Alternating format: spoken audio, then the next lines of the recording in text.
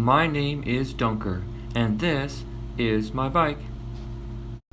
There was no complimentary breakfast at the cheap motel I stayed at, so I headed out right at sunrise. You can probably tell by how wet the roads are that it's still sprinkling. Looks like I've got another day of rain ahead of me. I had a theory that the reason I was so tired yesterday is because I wasn't eating enough and breaking enough, so I decided to give myself a strict schedule of stopping every 2 hours to take a break. And my first break of the day was at this solar power plant. Shortly after that, I wound up in this little neighborhood. The only reason I'm sharing this is because I thought these little wooden bridges were pretty cool looking. At my next break, I made sure to get a decent amount of calories in me, and I wound up in this church.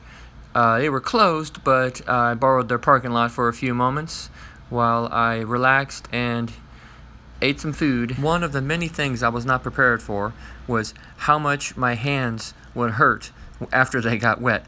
When your hands prune up after they get wet, they become pretty sensitive, and I've been riding on my hands like this for just over 2 days. And sometimes things appear exactly when you need them. I was just thinking I needed to get some more groceries, and around the corner was a Piggly Wiggly. I haven't seen one of these since I was very small. They pretty much pulled them all out of Florida. On my next break, I decided to be a little artistic with a picture, and I created this panoramic on my iPhone, and I think it came out pretty good.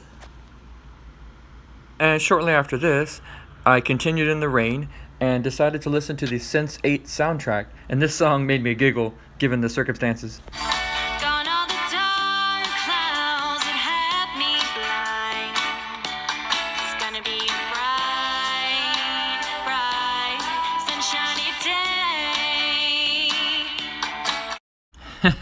day. Okay, my next break was at this gas station where I decided to cheat on my budget a little bit and buy an energy drink. I figured I needed a boost. Hey, look, more rain.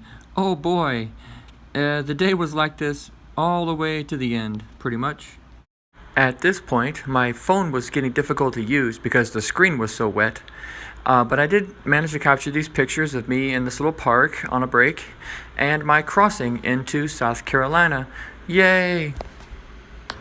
And the entrance into South Carolina was a whole bunch of nothing for like 3 hours. And eventually, I did locate a place to stay.